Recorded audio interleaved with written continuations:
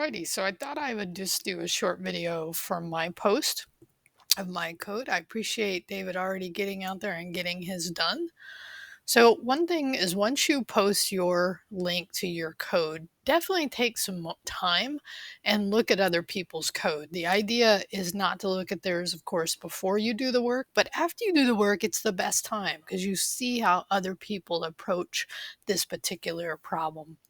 So what I have is I'm running my code, of course, locally. I'm running the server here. I have my index file all set up. I have my app.js, but instead of going over it here, I'm going to show you what I hope you get used to, what I suggest you get used to with walking through code. So here's my output. So just to briefly look at it, so I set up current time, gym time, time before the gym, my turn to drive, unplanned events. So these are my global variables. And then I just put some content to show. These are my globals, and then my morning task based on the variable data. In this case, because of the amount of time, which I'll show you in the logic in a minute, how I did that. Let's make coffee, which is, by the way, no matter what time I get up, if I do nothing else, I'm making and drinking coffee, meditating and getting sun, and that green drink, which is the one thing I couldn't do based on the time, will taste good after the gym. So in this example, hopefully you're getting used to the idea of right clicking, hitting inspect. And when you come into inspect, there's the console on the bottom. Now, because of the live server, it's got a lot of stuff on there, but you can come over to sources, and in sources, you'll see a list, and you can navigate to the app.js. Hopefully that is what you called it. And so you can see the code here, which is great. One of the wonderful things about learning how to use the Chrome dev tools is you can set breakpoints. So in this case, you can tell I've used this function that I've been talking about. So I'm not going to really go over that one. We'll talk about that more. But you can see these variables that I set. You can see I use camel case. Let me increase this font just a little bit so you can kind of see this. Remember, camel cases is the style we're using in this class, right? First, the camel has a lower neck, higher hump, meaning for the second word. Gym class start time, available time, time before gym, which I just did a quick calculation for subtracting those two. And then I set a couple of booleans. And then here I did some logic that said if it's my turn to drive, then I have to take away a little of my available time. Right. So in this case, I take the time before gym and I subtract a little time to get the available time. Like how much time do I have before that? And then I call that show on page function to output this global data.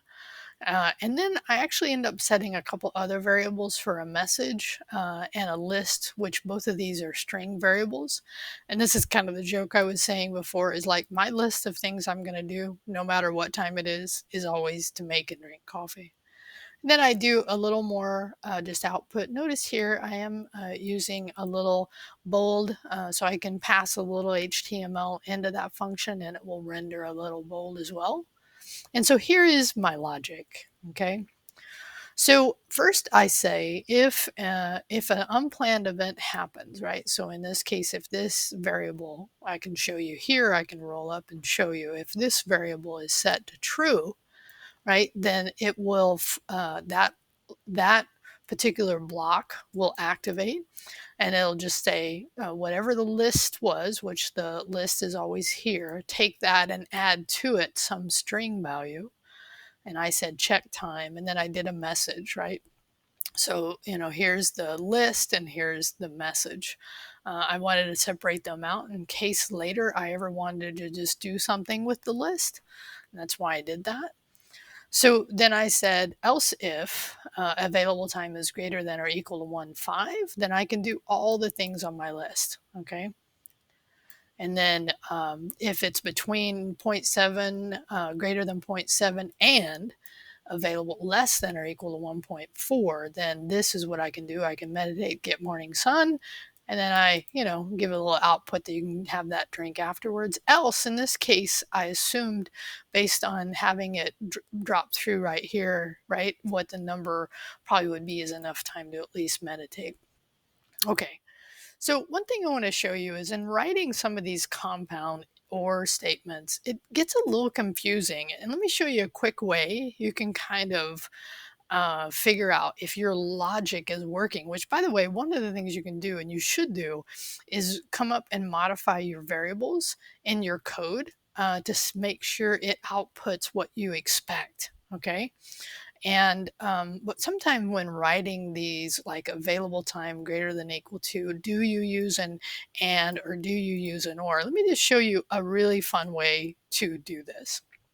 So what it's going to do, it's going to determine based on if a or, right? And you can go and look at the logic of the and or, and I definitely recommend that on MDN. Like you can do MDN, and you can do logical or, right? Logical operators. And then when you first start, oh, actually, this is not the one. When you first start looking at MDN, it can be a little like, holy mac, right? But they also, if you scroll through, give you some really good examples, right? And if you're doing a comparison here on an or statement, like if both sides are true, then it returns true. If one side is false and one side is true, it returns true, because on an or, only one side, because this or that and would be, and actually I think it actually does some and here, but you can also go look at the and one as well. But let me show you what sometimes I do, because I forget. Matter of fact, at the time between I wrote this, I had to actually remember what I was doing. So I was like, okay, available time 1-7. So I did a copy and I come down to the console, and what you can see is that resolves to true. And then I go, okay, so, and then I copy this. So I know that is true. So then if I want to say, and you can do this, right? So you could say available time.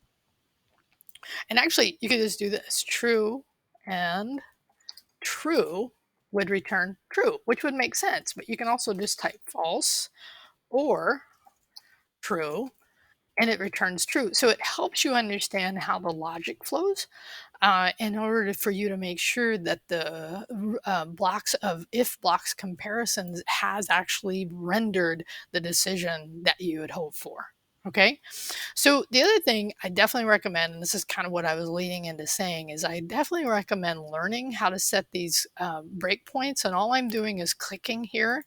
I could actually set a breakpoint at the beginning, and I definitely recommend the sooner you get used to using this whole debugging tool, the better. But if I set it at the beginning and then I refresh the page, what happens is execution stops. If I'm setting it at line 3, nothing comes on the page because it has to actually go through.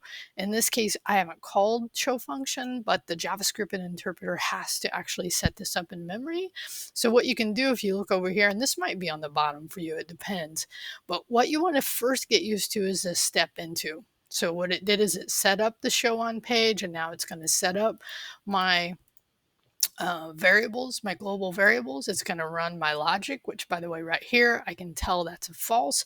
So I can, if I roll over, I can see what that is. That variable is representing a Boolean value of false.